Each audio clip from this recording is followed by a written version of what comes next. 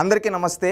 ఈరోజు ఆంధ్రప్రదేశ్ రాష్ట్రంలో ఒక కబ్జాకోరు జోగి రమేష్ అనే ఒక కబ్జాకోరు కొడుకును అరెస్ట్ చేయడం జరిగింది। ఆధారాలతో పట్టుకొని ఏసీబీ వాళ్ళు రైడ్ చేసి అతను అరెస్ట్ చేయడం జరిగింది।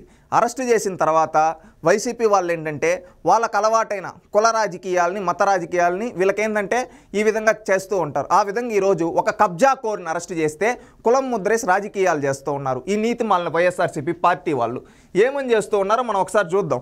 వీళ్ళు ఏంటంటే ఇక్కడ ఫస్ట్ 10 నిమిషాల క్రితం వేస్తున్నారు లేళ్ళ అప్పిరెడ్డి అంట, ఈయన అంటా ఉన్నాడు బీసీ నేత జోగి రమేష్ గారిని ఇబ్బంది పెట్టాలని ఆయన గొంతు నొక్కాలని ఆలోచించాను। అయ్యా ఇక్కడ ఎవరు గొంతులు నొక్కాలని కాదు, మీరు మాట్లాడిన బూతులు మీరు చేసిన తప్పిదాలు ఉన్నాయి కదా దాని గురించి మాట్లాడు। ఒకప్పుడు ఇదే జోగి రమేష్ చంద్రబాబు నాయుడు గారి ఇంటిపైకి రౌడీలను తీసుకొని వెళ్ళి రౌడీజం చేశాడు, ఆ రోజు ఎందుకు మాట్లాడలేకపోయావయ్యా? దానికి సమాధానం చెప్పు। ఇదే జోగి రమేష్ పబ్లిక్ మీటింగుల్లో అదేవిధంగా ప్రభుత్వ సమావేశాల్లో కూడా రాజకీయాలు తీసుకొని వచ్చి రాజకీయ విమర్శలు చేశాడు మంత్రిగా ఉండేటప్పుడు। ఇతన్ని ఏమంటారయ్యా? ఇతను గృహ నిర్మాణ శాఖ మంత్రి ఏదో చేశాడు అనుకుంటా, ఆ మంత్రిగా ఉండేటప్పుడు అనేక అవినీతికి పాల్పడ్డాడు। ఆ అవినీతిలో భాగంగా ఈరోజు తప్పు చేసిన దానికి దొరికిపోతే తన కొడుకు ఈరోజు దానికి వచ్చి మీరు సెంటిమెంట్ తీసుకొని వస్తున్నారు, అది పద్ధతి కాదు। మళ్ళీ ఇంకొక దగ్గర ఇంకొకటి కూడా అన్నారు, తెలుగుదేశం పార్టీ కూటమి ప్రభుత్వం సక్రమమైన పద్ధతిలో నడవట్లేదు, చంద్రబాబు నాయుడు అధికారంలోకి వచ్చే రాష్ట్రంలో ఎన్ని అగత్యాలు జరుగుతున్నాయి, దాంట్లో భాగంగానే బీసీ నేత జోగి రమేష్ మాట్లాడిన శక్తివంతమైన వ్యక్తిని అడ్డుకట్ట వేయాలని చూస్తూ ఉన్నారు అని చెప్పి ఎవరు మేరుగు నాగార్జున గారు మాట్లాడుతున్నారు। అయ్యా మేరుగు నాగార్జున గారు మీరు కూడా మాజీ మంత్రే కదా, ఈరోజు జోగి రమేష్ గురించి అంత సానుభూతి ఎందుకయ్యా? ఒకప్పుడు అదే జోగి రమేష్ ఎన్ని బూతులు మాట్లాడాడయ్యా? ఈ జోగి రమేష్ కొడుకు చంద్రబాబు నాయుడు గారిని లోకేష్ గారిని ఎన్ని విధాలుగా విమర్శించాడయ్యా? ఒక రాజకీయ నాయకుడు అనేది మర్చిపోయి ఒక వీధిని పోయే రోక్కులు కూడా మాట్లాడరు, అంత హీనంగా బూతులు మాట్లాడాడు ఈ జోగి రమేష్। ఆ రోజు ఎందుకు మాట్లాడలేకపోయావయ్యా? ఈరోజు వచ్చి సానుభూతి మాటలు మాట్లాడుతూ ఉన్నారే। ఒకప్పుడు మీరు అధికారంలో ఉండేటప్పుడు అధికార బలుపుతో ఎట్లా పడితే అట్లా అమాయకులను ఎంతమందిని వేధించారయ్యా? దానికి సమాధానం చెప్పండి। ఇంకొకటి ఏడు చూస్తే బీసీ నేతపై టీడీపీ తప్పుడు ప్రచారం అంట, బీసీ అనే ముద్ర తీసుకొని వస్తూ ఉన్నారు వీళ్ళు। సూటిగా అడగదలుచుకున్నాం, మీరు బీసీ అనే ముద్ర తీసుకొని వస్తూ ఉన్నారు కదా, ఒకటి ఇది వచ్చి మళ్ళీ తెలుగుదేశం పార్టీ వాళ్ళు ఏదో పెట్టుంటే దాన్ని మళ్ళీ వీళ్ళు విష ప్రచారం చేస్తూ ఉన్నారు। జోగి రమేష్ అరెస్టుపై మాజీ మంత్రి పేరు బీసీలపై పగబట్టిన చంద్రబాబు। ఈ విధంగా ఏంటంటే వీళ్ళు చూడండి బీసీలు అంటే ఎందుకు బాబు నీకు చులకనా అని చెప్పి ఈ విధంగా విష ప్రచారం చేస్తూ ఉన్నారు। ఈ పేటీఎం కుక్కలు ఏం చేస్తూ ఉన్నాయి?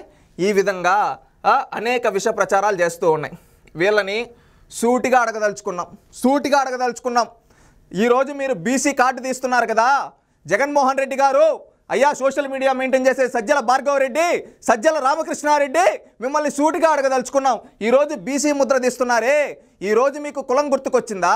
ఎందుకంటే ఒకప్పుడు గుణం లేని పాలకుడు కులం గొడుగు తీస్తాడని చెప్పారు, ఆ విధంగా ఈరోజు ఒక అవినీతి పరుడు కొడుకు అవినీతి చేసి తప్పు చేసి కబ్జాలు చేసి అడ్డంగా దొరికిపోతే దొంగను అరెస్టు చేస్తే ఈరోజు కాపాడడం కోసం కులం కార్డు తీస్తున్నావే। ఒకప్పుడు గుర్తు తెచ్చుకో జగన్మోహన్ రెడ్డి, పేటీఎం కార్యకర్తలారా, వైఎస్ఆర్సీపీ గూండాలారా, ఒక్కసారి గతంలోకి వెళ్ళినప్పుడు మీరేమన్నారయ్యా? ఒక బీసీ అమర్నాథ్ గౌడ్ ఒక 10వ తరగతి పిల్లాడు, ఆ పిల్లాడిని చంపేస్తే కనీసం చర్యలు తీసుకోలేదు మీ ప్రభుత్వంలో, దానికి సమాధానం చెప్పండి। ఒక బీసీ చంద్రయ్య, ఒక ఐలయ్య, అదేవిధంగా ప్రొద్దుటూరులో ఒక నందం సుబ్బయ్య, అదేవిధంగా ఒక అబ్దుల్ సలాం, ఒక మిస్బా, ఈ విధంగా చెప్పుకుంటూ పోతే మీ నాయకుల అరాచకాల వల్ల ఎంతోమంది బీసీ బిడ్డలు బడుగు బలహీన వర్గాల ప్రజలు నష్టపోయారు। ఆ రోజు మీ కులం గుర్తుకు రాలేదా? ఈరోజు ఒక అవినీతి పరుడు, ఒక కబ్జాకోరు, ఒక బూతులు మాట్లాడే వ్యక్తిని అరెస్టు చేస్తే ఈరోజు కులం కార్డు తీస్తున్నారా? ఇదేనా మీ రాజకీయం? సూటిగా అడుగుతున్న సమాధానం చెప్పండి। నీతిమాలిన రాజకీయాలు చేయొద్దండి జగన్మోహన్ రెడ్డి గారు, మీరు చేసిన తప్పులకు ప్రజలు మీరు 2 చెంపలు వాయించి మీకు ప్రతిపక్ష హోదా కూడా రాకుండా 11 స్థానాల్లో కూర్చోబెట్టారు। మీరొద్దు, మీ పార్టీ వద్దు అని ఈరోజు మళ్ళీ మీరు తప్పు చేసి దొరికిపోతే దానికి ఈరోజు మళ్ళీ కుల రాజకీయాలు మొదలు పెట్టారంటే మీది ఎంత నీచమైన రాజకీయమో తెలుస్తోంది। నువ్వు మాట్లాడుతున్నావు ఈరోజు కక్షని, ఒకప్పుడు కొల్లు రవీంద్ర గారు, ఒక అచ్చెన్నాయుడు గారు, ఇలాంటి వాళ్ళది ఏ తప్పు లేకపోయినా కానీ అక్రమంగా అరెస్ట్ చేసావు, అది అయ్యా అక్రమ అరెస్టులు అంటే। ఈరోజు దొంగ ఆధారాలతో దొరికిపోతే ఆధారాలతో పట్టుబడితే ఈరోజు మీరు దొంగల్లాగా ఈరోజు దొంగల్లాగా దొరికిపోతే ఈరోజు మళ్ళీ కుల రాజకీయాన్ని, కులాల మధ్య చిచ్చులు పెట్టడానికి కుల రాజకీయం చేస్తున్నాం. మొన్నేమో దళితుల పేర్లు తీసుకొని వచ్చి కుల రాజకీయం చేసావు, అంతకుముందేమో మైనారిటీలు తీసుకొని వచ్చి మత రాజకీయాలు చేసావు, ఈరోజు మళ్ళీ బీసీలను ఇన్వాల్వ్ చేసి రాజకీయాలు చేస్తున్నావు. నీ బ్రతుకంతా ఇలాంటి కుల రాజకీయాలు చేసేదానికేనా అయ్యా? ఇకనైనా మారు జగన్మోహన్ రెడ్డి.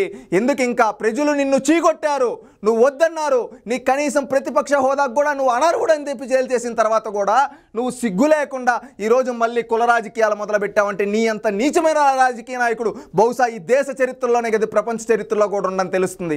ఇకనైనా మారు, పద్ధతి మార్చుకో.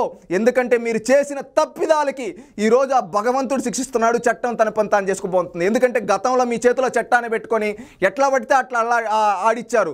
ఈరోజు మీరు దొంగలు దొరికిపోతూ ఉంటే మళ్ళీ ఏంటంటే దాంట్లో ఆధారాలు చూపించకుండా కుల రాజకీయాలు మొదలుపెట్టారంటే మీ బ్రతుకులు ఎలాంటివో తెలుస్తూ ఉంది. మారండి, పద్ధతి మార్చుకోండి. రాజకీయాల్లో ఇది కరెక్ట్ పద్ధతి కాదు.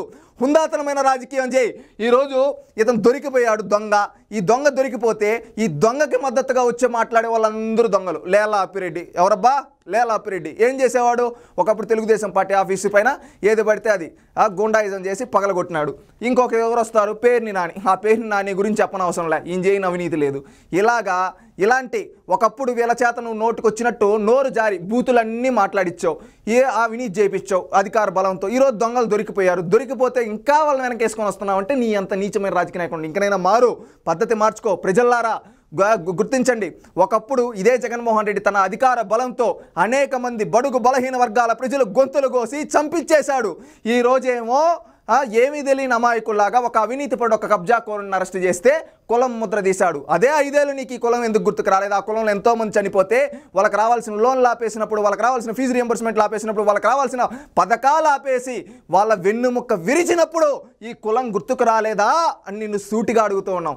ఇంకా కుల రాజకీయం మొదలు పెట్టాలంటే అన్ని కులాలు కలిసి నిన్న ఆల్రెడీ 2 చెంపలు వాయించి ప్రతిపక్ష హోదా కూడా రాకుండా కూర్చోబెట్టారు. రేపు ఇదే విధంగా నువ్వు మొదలు పెడితే రేపు అన్ని కులాలు ఏకమై రాష్ట్రం కోసం, రాష్ట్ర భవిష్యత్తు కోసం నిన్ను నీ పార్టీ నాయకుల్ని భూస్థాపితం చేస్తారు, రాజకీయ సమాధి చేస్తారు. గుర్తుపెట్టుకో జగన్మోహన్ రెడ్డి, పద్ధతి మార్చుకో.